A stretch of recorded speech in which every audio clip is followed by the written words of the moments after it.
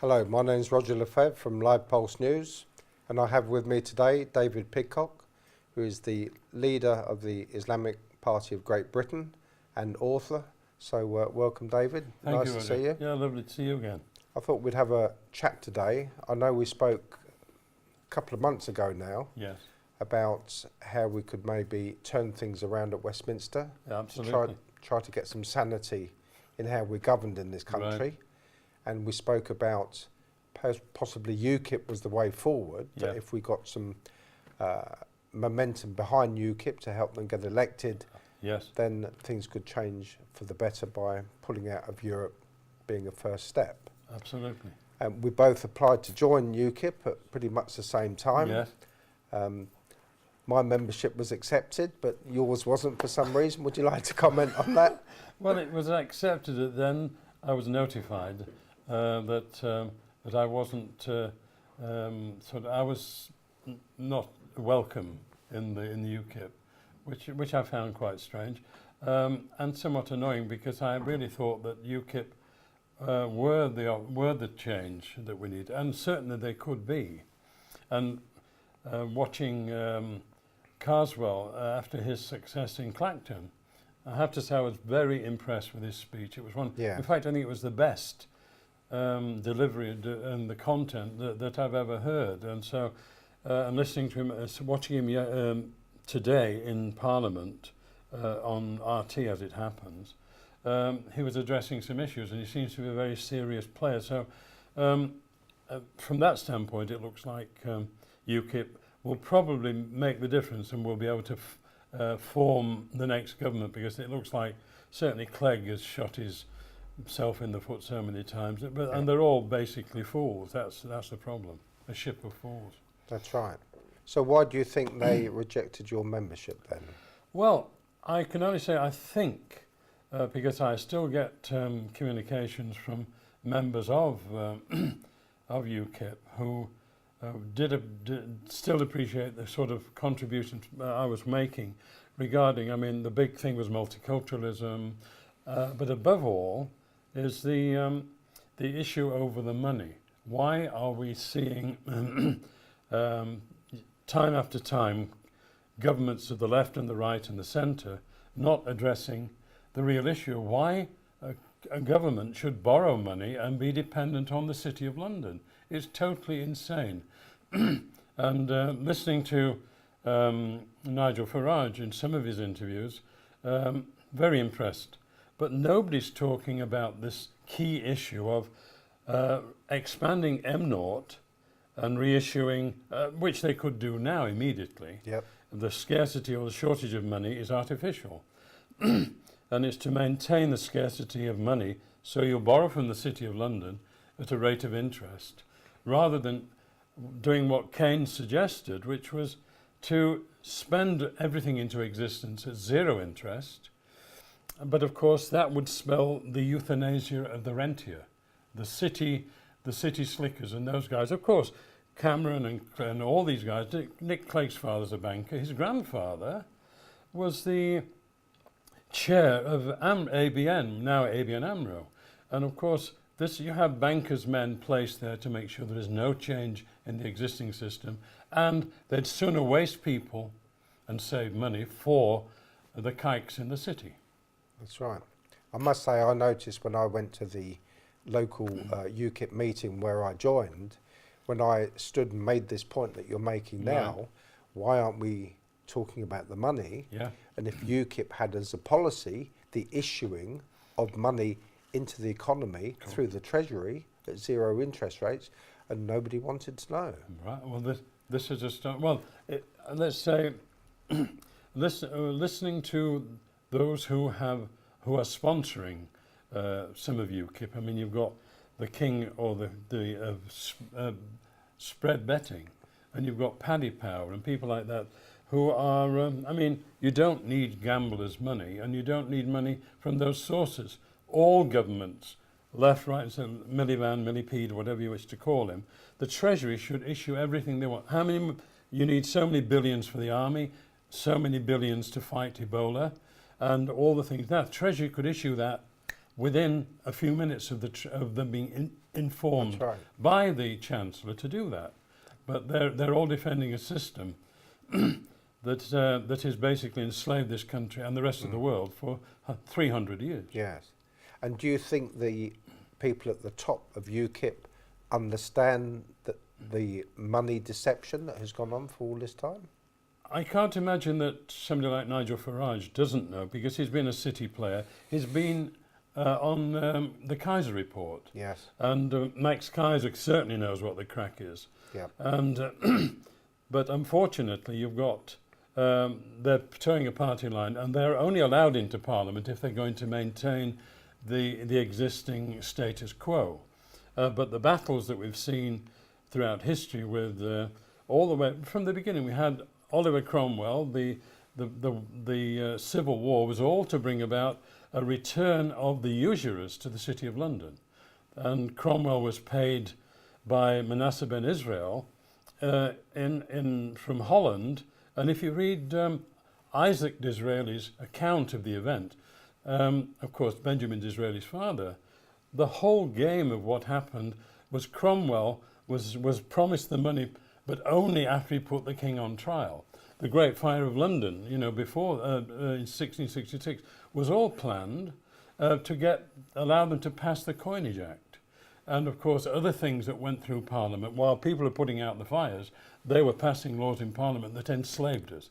That is really what people out there need to know, that the system could change. And regardless of whether it's UKIP or the Conservatives or anybody, or even the Green Party, who should have more nous, we could change this whole thing within 24 hours. Yeah.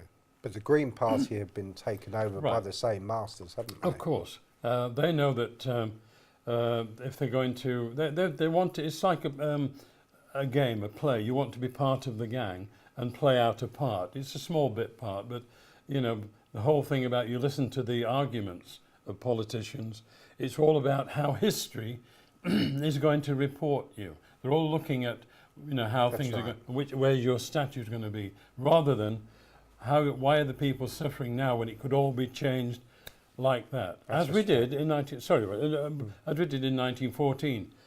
There's a brilliant book by the man who was the Deputy Governor of the Bank of England and also the head of Vickers Industries, Vickers Armaments, Vincent Vickers, whose factory is in Sheffield, very close to where we are now.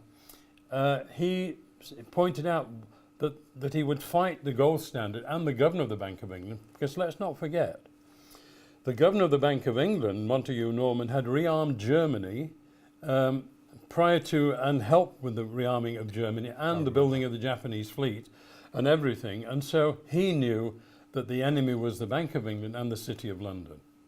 So that's what we have to go back to and say, we could change this whole issue of the scarcity of money.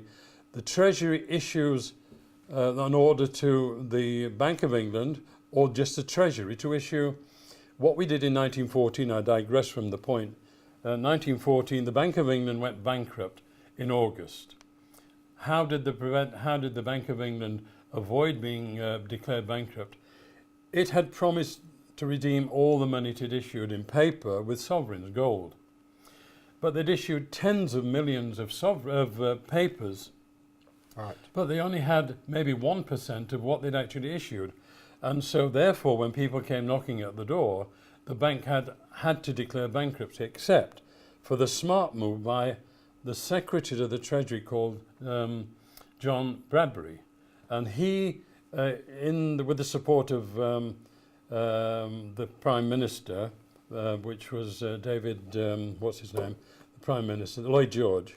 They issued 500 million Treasury notes. Now, it was the first time a Treasury note had been issued with the King's head as the stamp.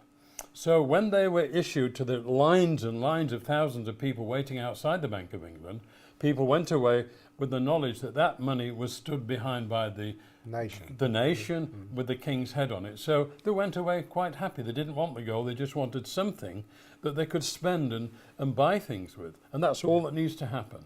Gold is totally irrelevant. You don't need it.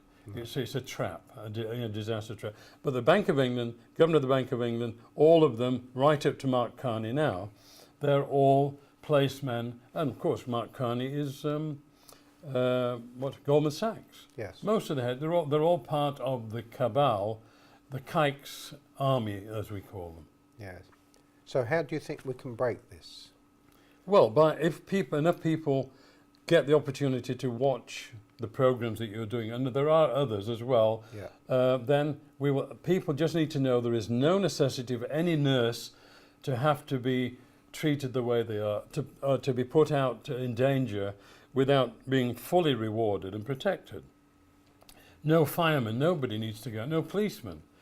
Everything can be done basically overnight, but people need to go on the march and demand outside the Treasury or Number 10, issue the Bradbury, reissue Treasury money to stop the rot. That's right.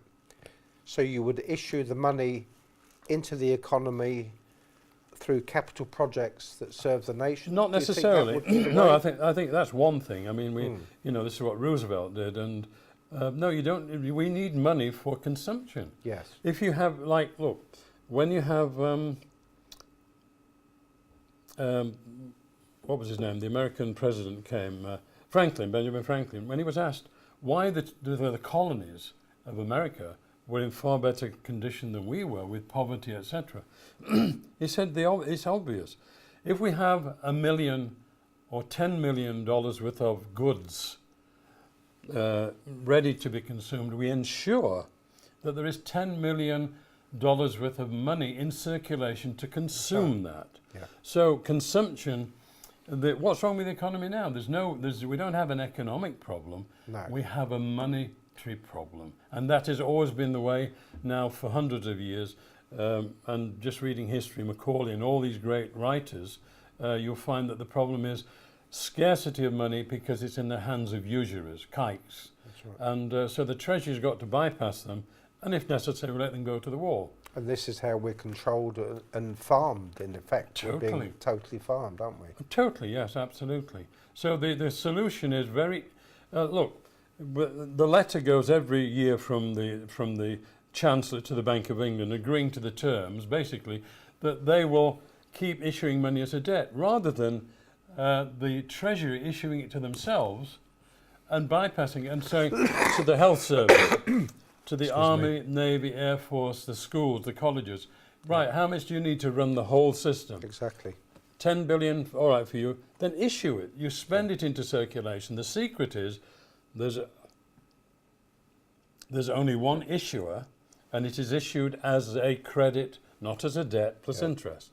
What we try to do, now the Channel Islands, in 1694, when the Bank of England was foisted on us, remember, in very almost walking distance from where we are now, the Earl of Devonshire and three others, the Duke of Leeds and three others, met in the Revolution House in Chesterfield, Old Whittington, and they met to plan the bringing of the William of Orange to England in 1688. Now, if you go into the Revolution House today, in October 2014, it's the same as it was in 1688. It's exactly laid out, and it's on the plaque outside. It says this is where the conspiracy, basically, to establish the Bank of England and bring William here. And so this was treason. So they should have all been hung for treason. And so from 1694, the Bank of England was set up with a debt on the British people till the day of judgment at 8%. Now it was £1.2 million, and that was spent, that was given, or that was contracted by William on behalf of the British people to the day of judgment. That 1.2 million has now tumesced to, was it 1.4 trillion? Yes. And this year, roughly, we'll spend somewhere between 70 and 90 billion in interest payments on that original debt. Now, who, with a brain in the head, would ever, if you're conservatives, I mean, why would you borrow something at retail when you could get it at cost? I mean, it's insane. But that's the problem. Yeah. And what percentage of people's taxation would you think actually goes towards the payment of this Well, interest? it's now becoming almost that all the total GDP is required to pay off that interest. Now, it's insanity. Well, when we stood in the election, the Islamic Party of Britain, by the way, not Great Britain, it would be great if they didn't have the system that we've got. We were able to show from the figures there that 76 pennies of every pound collected in poll tax went in interest payments. Right. Now, what sort of hemorrhage, well, what sort of insanity is that? But that is the nature of the beast. And you're destroying the people, as Thomas Jefferson pointed out, 1815. He said the modern theory for the perpetuation of debt has drenched the earth with blood and crushed its inhabitants under burdens ever accumulating. That was 1815. The Battle of Waterloo, which we'll be no doubt gloating about next year, 2015, the Battle of Waterloo was that Napoleon was trying to liberate Europe from the City of London. He'd seen the debt of France, like all cancer, and you know about cancer. If you look at the growth of interest and the growth of cancer in the host, it becomes exponential, always, and it destroys everything in its path.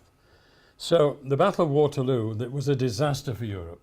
It was a disaster for this country because we're still suffering from that disease that Napoleon had set about challenging. Now, when he saw the debt of France, he said, the deadly facts herein reveal that it is amazing that this monster interest has not devoured all humanity. It would have done so long ago had not bankruptcy and revolution acted as counterpoisons. Right. So revolution, it comes and it's an automatic result of interest. Interest always causes war. Now, the wisdom of, say, the people in Lagash in Sumeria, now present-day Iraq, 2400 BC, debt was automatically cancelled in the 7th year. It was never allowed to go beyond 7 years, because if you take a piece of paper, you cannot fold it more than 7 times. Right. So there is something about the 7.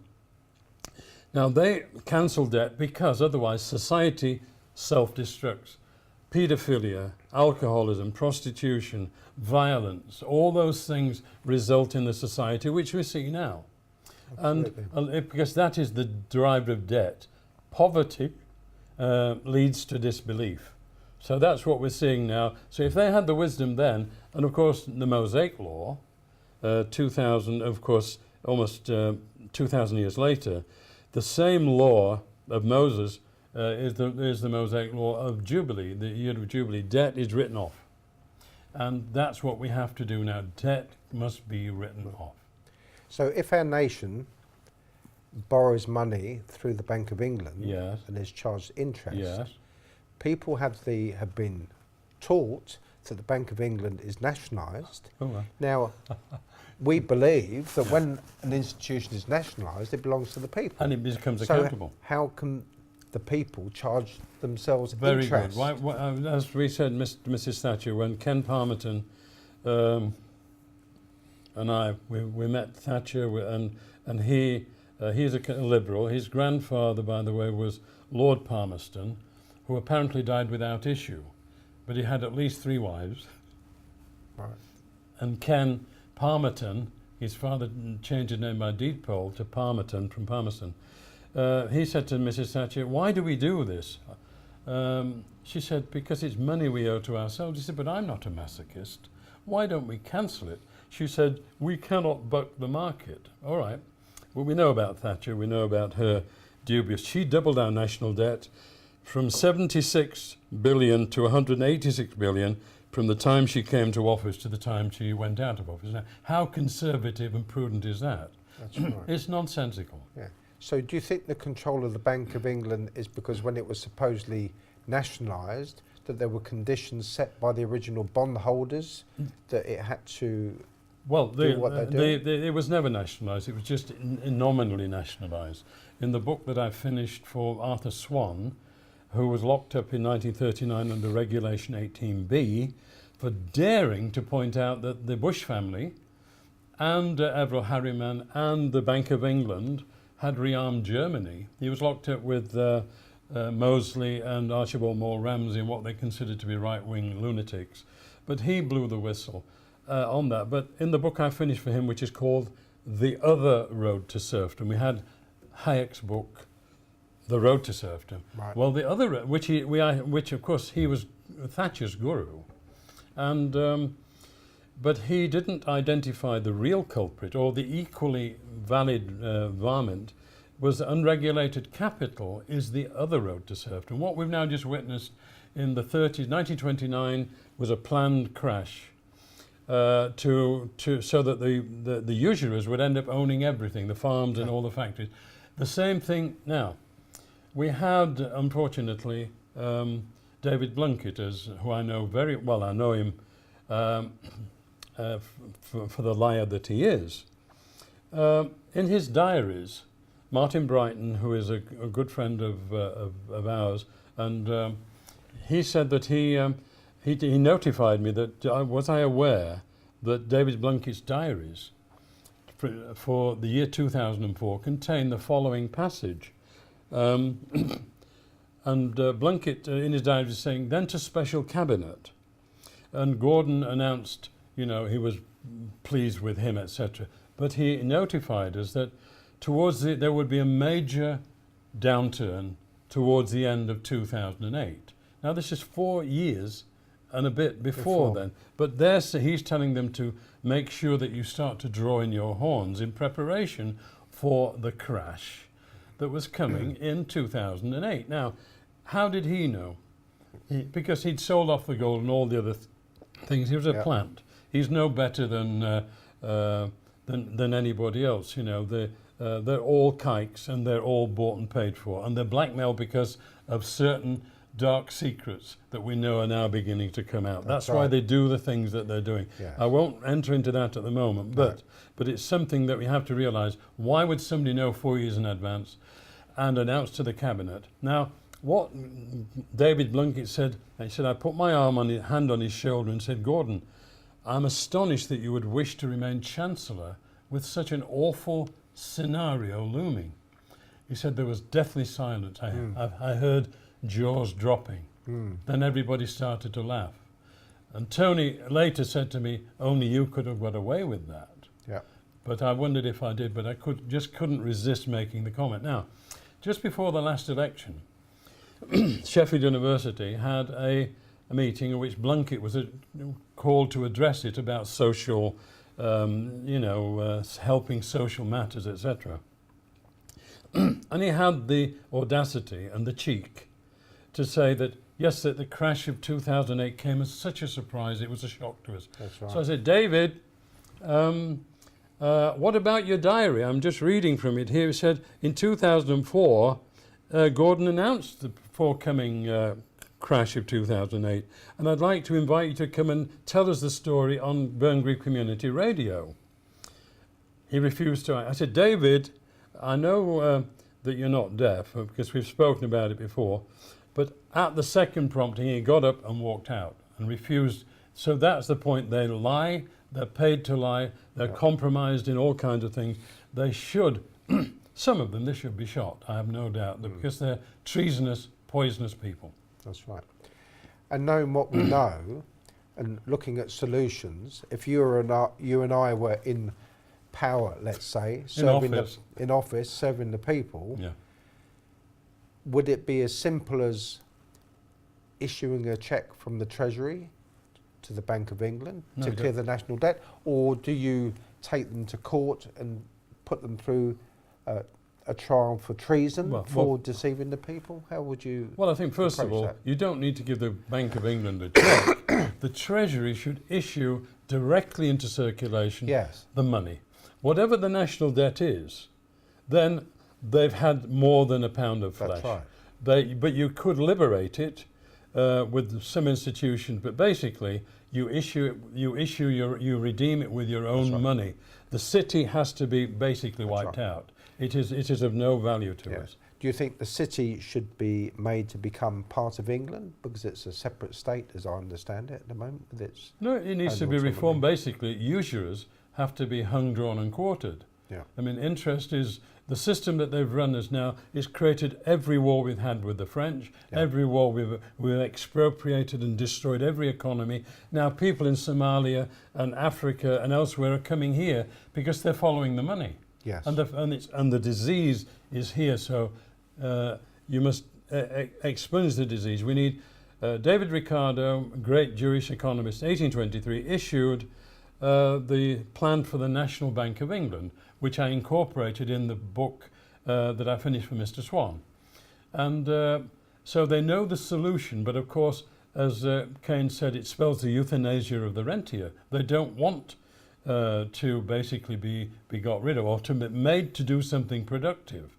So the city is the cause of the problem. So that's where the disease has to be cauterized and make them do something that's useful. Now, we go back to the legislation. The Bank of England, I have all the documentation, but also when the battle, Norman Smith was a Labour MP for Nottingham just after the war, and I've got all the Hansard records of basically the nationalisation of the Bank of England, which was only done in name because later on in 71, and I met Barbara Castle and I met many of them who, when they went to become part of the government, as they did, Yeah.